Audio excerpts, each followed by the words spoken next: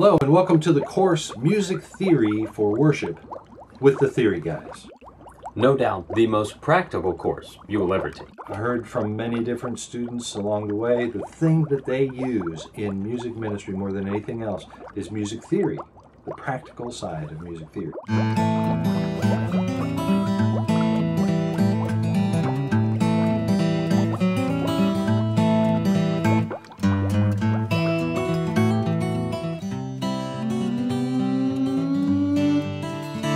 Okay, so there's like music.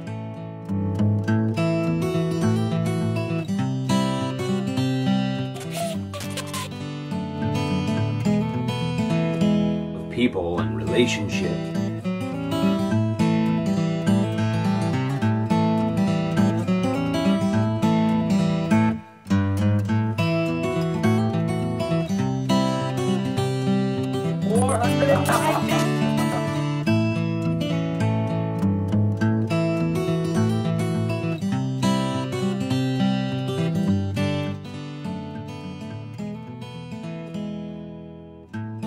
So for this course, we are assuming that you already know music fundamentals, that somewhere along the way you know half note, quarter note, key signatures, and those kinds of things. We're jumping right into more advanced things.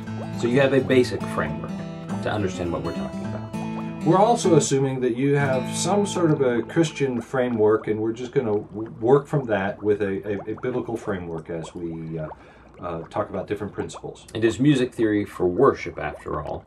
Let's go through that title, Music Theory for Worship. Let's begin with music. What is music? Music.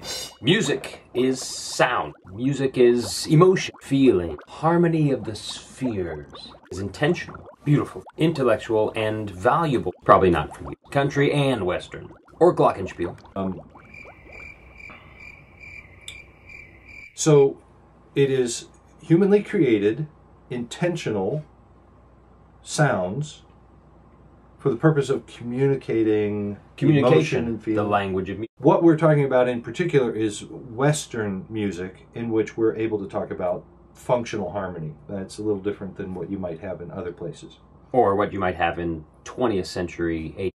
There's Eastern, Asian, Russian, and then there's Western music, Western European. So when we say Western, we don't mean Western music. United States, we mean the Western Hemisphere, as opposed to the Eastern Hemisphere, just to clarify. That was much more succinct. Yeah. So in that we're talking about Western music, I suppose that we could just go ahead and say there are 3 or 4 elements of music. Melody, which is a series of pitches. There's rhythm, how those pitches unfold over time. And then there's harmony, the vertical context of stratosphere. Yes. Pitches. And then there's sound. Different instruments sound different ways. So we might say that those are the 4 different elements of Western music. Music.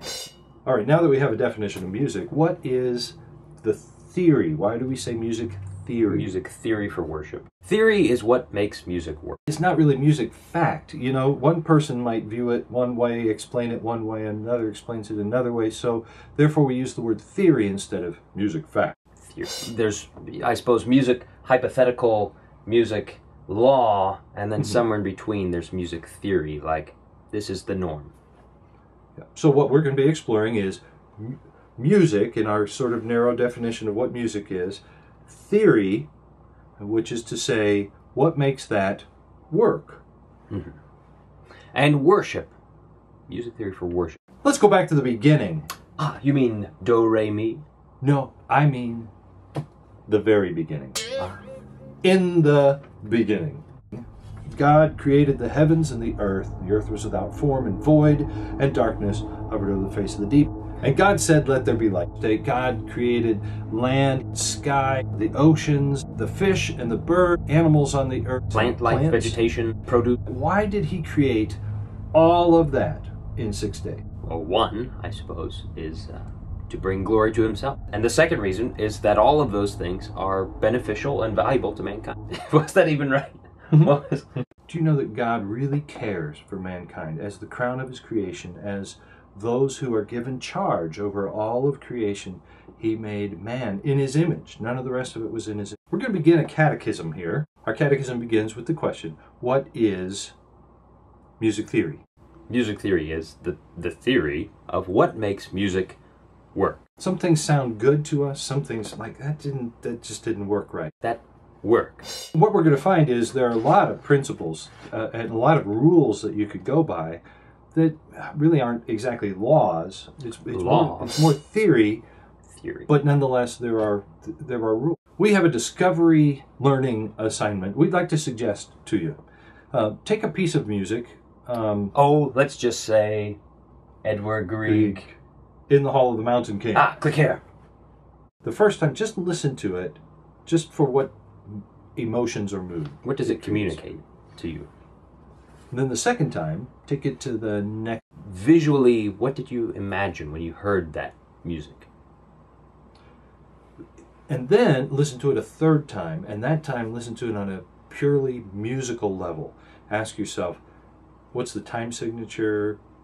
What are those pitches? What instruments are playing right now? What's the form of the piece? Like, just talk in musical terms. That's a lot of what we're going to be doing in Music Theory for Worship, is talking on that musical level.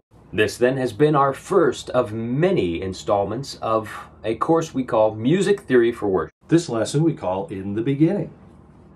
Next is Great Expectations, where we talk about music as a language. We would call it awfully cute. We'll see you there. Goodbye for now. From the third